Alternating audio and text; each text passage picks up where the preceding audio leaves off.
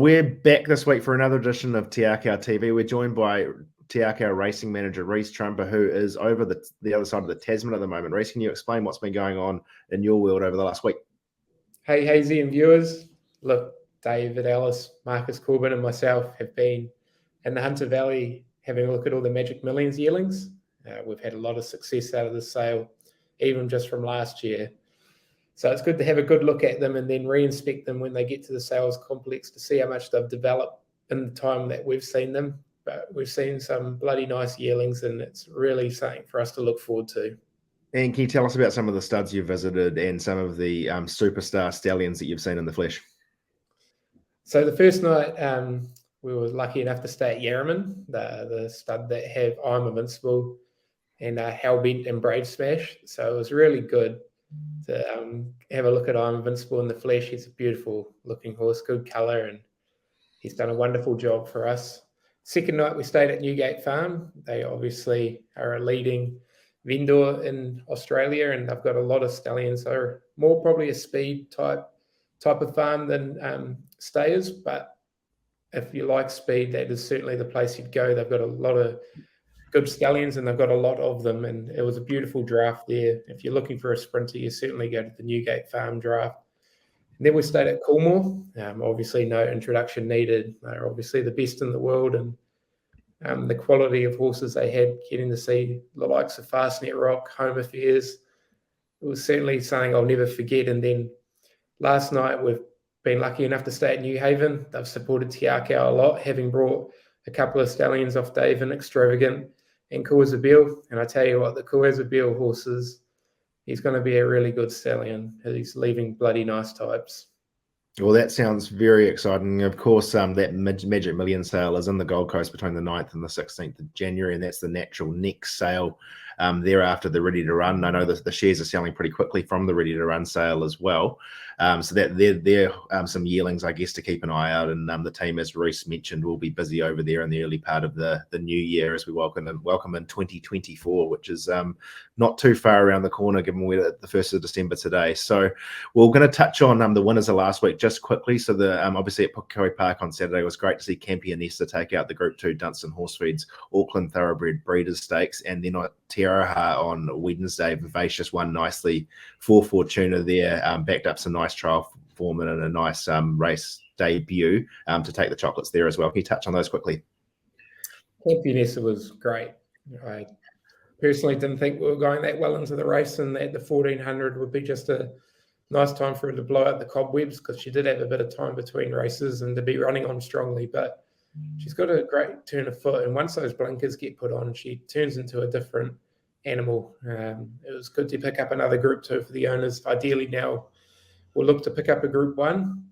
She came so close last season without getting one, but she's certainly heading the right way to get one. Vivacious, she's a done deal filly. We brought her to Ready to Runs last year. We've always had a lot of time for her. She's just taken a little while to come to hand. We've looked after her, but she's certainly going to repay us. And once she gets to a mile and even up over further ground, she's going to be winning some nice black type races as a 3-year-old filly. Nice one. Well, let's kick off there at Te Rapa on Saturday in race 2, the Cambridge Real Estate 1300. Inspired by Art takes her race day debut, the 3-year-old filly by So You Think, with Sam Weatherly on board. She's a filly we have a lot of time for. Obviously, off pedigree, 1300 is going to be far too slick for her, but her trials have been really good. She's been hitting the line strongly. Trialled up really nice as a 2-year-old, and we thought we'd have a early 3-year-old, but we just had a few little setbacks. Owners have allowed us to be patient with her, but definitely whatever she does on Saturday, she's going to improve off.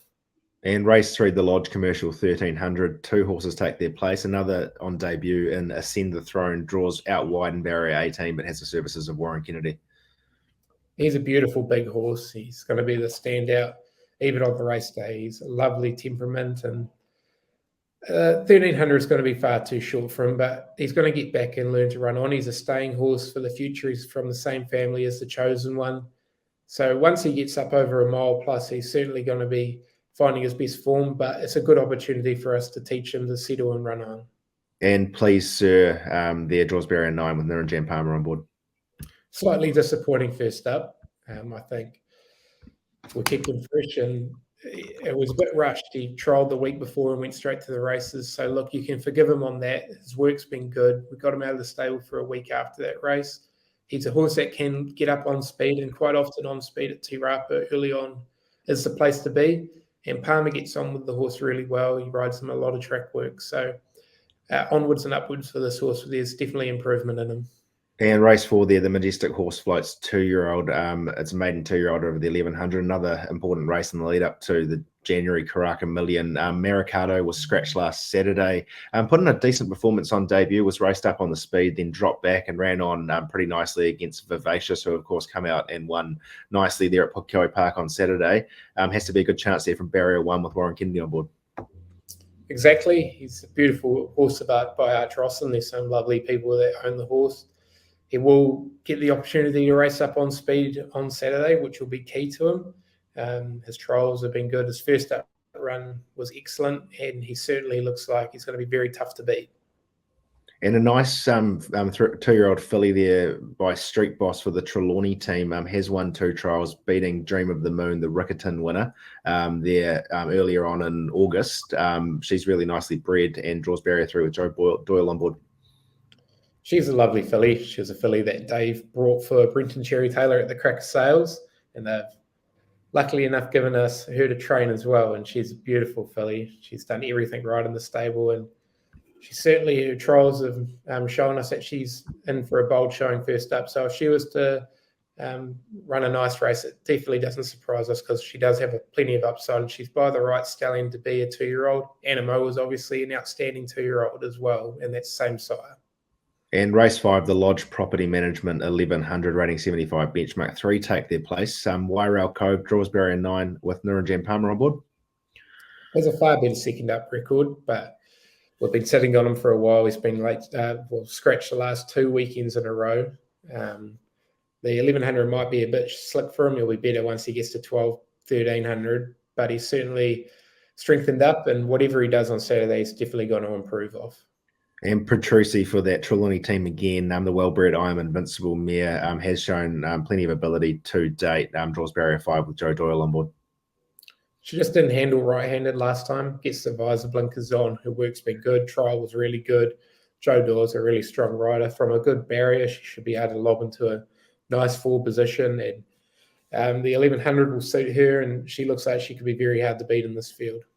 And Freeze Frame definitely has his share of ability, draws barrier 12 with Sam Weatherly on board.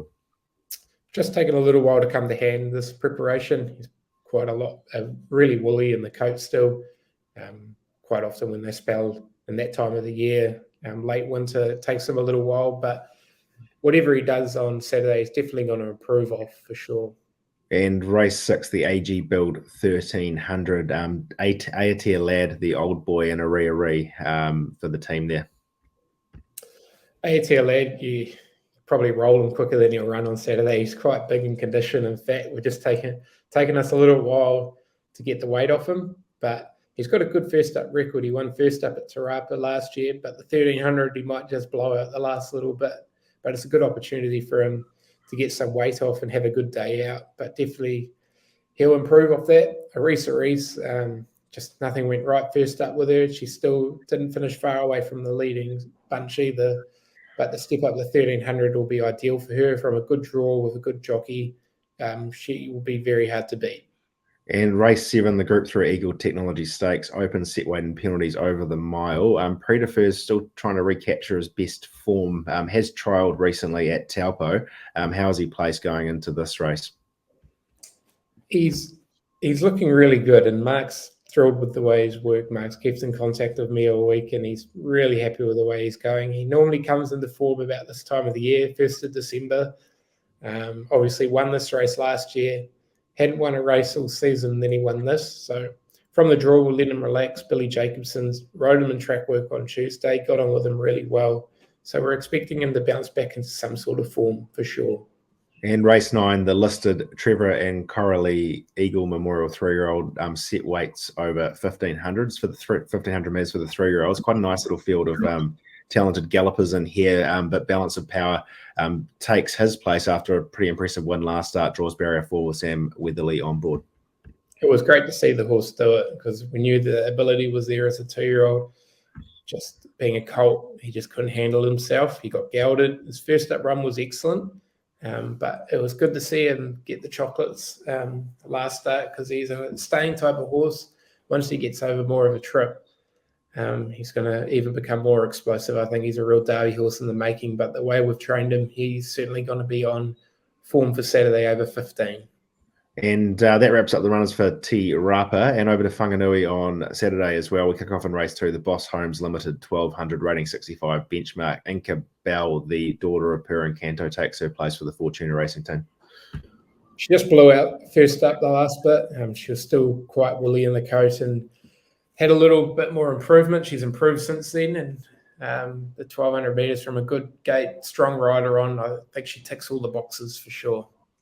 Nice one. In race 7, the listed The O'Leary's Filly Stakes, 3-year-old for the fillies, set weight conditions over 13-14 metres. Some nice gallopers in here again. Egyptian Queen draws barrier 7 with Jonathan Parks on board. It's great to see her win her maiden race last start at Taupo. It was a good turn of foot by the horse. She just missed the kick in her first up run. Blindfold went on second up, jumped out, led them up, and she found a great kick. She always showing us that sort of ability, and from a good draw. It is a step up in class, but we do believe that we've got the right sort of horse in the right mind to be winning a black type race like this. And My Lips Are Sealed draws barrier 3 with Joe Cameron on board. Been a little disappointing since Cleary Maidens. We thought she'd get through the grades particularly quick. Had the 5-week gap between runs. She's done well in that time. She likes just to have her races spaced, we believe. It is a good opportunity for her to pick up some black type, and Ace High is obviously flying, having had the 1,000 Guineas winner, and there's a lot of talk of them around here. So if there's any time for her to pick up some black type, it could be in this race. Fantastic. Well, there's a number of runners over in Australia on the weekend, and we'll touch on one in particular, the Jericho Cup there on Sunday. A horse I know you've had a bit of time with him, Prismatic, and I know the Jericho Cup has been on the radar for him for a while. He's been down in Riccarton, and now he finds himself over in Melbourne heading to Warrnambool. Can you talk us through his preparation race and heading into that prestigious race, or exciting race, I guess? Look, his run in the New Zealand Cup was really good, and we flew him home. He came back to the Matamata base for about a week, and then he flew over on Wednesday to the Cranbourne stable, and Ben's kept in touch with me the whole way through, and he's been absolutely thrilled with the way he's progressed since then. He does have the top weight, but Mark is at the opinion that he's just going to stay all day. He's a horse that just goes one speed, and he'll just keep doing it. And it's a good opportunity for the stable to pick up a high weight race like this, because we know how much Mark likes his jumpers, and it gives all the staff a big buzz as well. That's awesome. And he'll be joined by Rubicon Crossing in there on Warrnambool, and if over on I think it's Traralgon in the December Cup, a recent addition to the stable, Midnight Blue, will be going around in that race, so keep an eye out there. And then on Tuesday, there's another recent syndication in Scotty's Legacy, who will go around at Bendigo on Tuesday. So keep an eye out for those couple of horses over the next couple of days as we try and cross between Australia and New Zealand, and the stable's obviously busy leading up to Christmas. Reece, best bet for the weekend, where are we going to go? Look, I think Maracatu will be very hard to beat in the 2-year-old race at Te Rapa. There you go, Maracado and the 2-year-old race at Te Rapa. Thanks, Reece, and safe travels home, and we'll catch you again sometime soon. Perfect. Cheers, Hazy.